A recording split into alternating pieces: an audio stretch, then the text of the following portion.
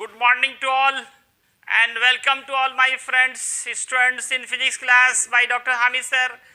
दोस्तों फिजिक्स के vector lecture के आज के इस एपिसोड में आपको resolution of vector in term of 3 orthogonal unit vectors बताए जा रहे हैं। दोस्तों पिछले कई लेक्चर से हम लोग रिजोल्यूशन ऑफ वेक्टर की बात कर रहे हैं। रिजोल्यूशन का मतलब बताया था ब्रेकिंग, स्प्लिटिंग, तोड़ना, किसी एक वेक्टर को कई टुकड़ों में तोड़ना ही रिजोल्यूशन कहलाता है, वियोजन कहलाता है। कोई एक ही सदिश को, एक ही वेक्टर्स को क्या करना, कंपोनेंट्स में तोड़ना ही रिजोल्यूशन ऑफ वेक्टर कहलाता है। तो दो वाला हम लोगों ने देखा था, दो छोटे छोटे टर्म्स में, कंपोनेंट्स में हम लोग बांट रहे थे, एक एक्स आई कैप, वाई जे कैप। लास्ट क्लास वही बताया गया था। उससे पहले आपको बताया गया था in term of trigonometrical functions, cos sine के रूप में तोड़ना समझाया गया था। तो आज का जो हमारा टॉपिक है in term of 3 orthogonal unit vectors, resolution of A vector in term of 3 orthogonal unit vectors.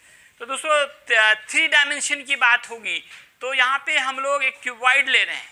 क्या ले रहे हैं? क्यूबॉइड, हिंदी में घनाभ बोलते हैं, जिसमें 3 डायमेंशंस होते हैं, लेंथ, ब्रेथ एंड हाइट। तो जब भी 3 कंपोनेंट्स में तोड़ना है तो 3 डायमेंशनल ऑब्जेक्ट चाहिए यहाँ पे, इसलिए मैंने एक क्यूबॉइड लिया, नाम दे दिया A B C D F.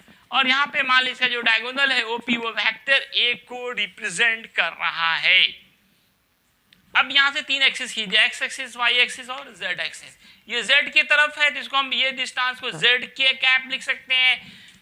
BC की जो दूरी है वो देखिए एक्स के पैरेलल है तो इसको हम एक्स आई कैप लिख सकते हैं। ये आई कैप दिया जा रहा है, ये जेड का है, यहाँ एरो बनाइएगा। अब ये देखिए CP, ये CP दिख रहा है आपको? CP ये किसके पैरेलल है? वाई एक्सिस के, तो इसको हम लोगों ने YJ मान लिया। अब आप देखिए polygon law of vector addition में पढ़ा है, D माना गया है। D तो डबल हो जाएगा क्या जी? ये क्या है? P है ना, तो यहाँ भी P करना पड़ेगा। देखिए OB जो है हमने क्या लिखा, Z K cap, CD BC X I cap, उसके बाद ये CP, इसको P बना देना है। ये क्या हो गया? Y J cap. अब OP, O से P तक की जो दूरी है इसको आप तोड़ के लिख सकते हैं। OP को OB vector plus BC vector plus CP vector, OB vector plus BC vector plus CP vector. अब सबका मान पुट कर दीजिए। OB, O से B तक देखिए इसको क्या माना है, Z K कैप। इसको देखिए क्या माना, X I कैप। इसको देखिए क्या माना, Y J कैप। अब अरेंज कर दीजिए, पहले X को लिखिए, फिर Y को, फिर Z को। अब नोट में याद रखिए तो आपने 3 ऑर्थोगोनल यूनिट वेक्टर्स के रूप में एक वेक्टर को तोड़ दिया, 3 टुकड़ों में तोड़ा, 1 2 3। यही ना हमारा टॉपिक है, resolution of A vector in term of 3 orthogonal unit vectors. 3 orthogonal unit vectors कौन कौन से थे? आई कैप, जे कैप, के कैप। मैं बार बार बोलता हूँ ये चैप्टर का हीरो है, ये देखिए बार बार आ जाता है, ये एक्शन इसका, रोल इसका आ जाता है। तो एक वेक्टर 3 टुकड़ों में टूट गया, एक्स आई कैप, वाई जे कैप और जेड के कैप। अब इसका मॉडुलस मैग्नीट्यूड निकालना है तो √x² plus y² plus z² हो जाएगा। और कोसाइन डायरेक्शन निकालना है। कोसाइन, कॉस का पूरा नाम कोसाइन होता है, कॉस का ही पूरा नाम क्या होता है दोस्तों? कोसाइन होता है। कोसाइन डायरेक्शन मतलब कॉस के टर्म में डायरेक्शन जब भी निकालना होता है तो क्या निकालते हैं? एंगल निकालते हैं। क्या निकालते हैं दोस्तों? एंगल निकालते हैं। तो हम कॉस के टर्म में एंगल निकालना है, एक्स एक्सिस के साथ, वाई के साथ और जेड के साथ। तो एक्स एक्सिस के साथ जो एंगल बना है उसको θx मानते हैं, वाई एक्सिस के साथ θy और जेड एक्सिस के साथ θz। cos θx लेंगे तो x बाई मॉड a होगा।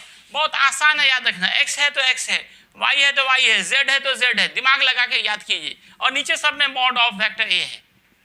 cos θx निकालना है तो x बाई मॉड है, cos θy तो y बाई मॉड है, cos θz बराबर z बाई मॉड है। तो मैंने एक एग्जाम्पल भी ले लिया ताकि आपको पूरा कंसेप्ट क्लियर हो जाए। एक न्यूमेरिकल लिया, इस पे काफी इंपॉर्टेंट न्यूमेरिकल है। एक वेक्टर दिया गया a I cap plus j cap plus √2k cap, I cap plus j cap plus √2k cap.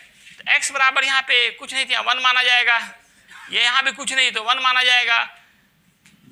आपको शायद कुछ लोग भूल गए होंगे, आई कैप के साथ जो डिजिट होता है उसको x मानते हैं, जे कैप के साथ जो डिजिट होता है उसको y मानते हैं, के कैप के साथ जो अंक होता है उसको हम लोग z मानते हैं।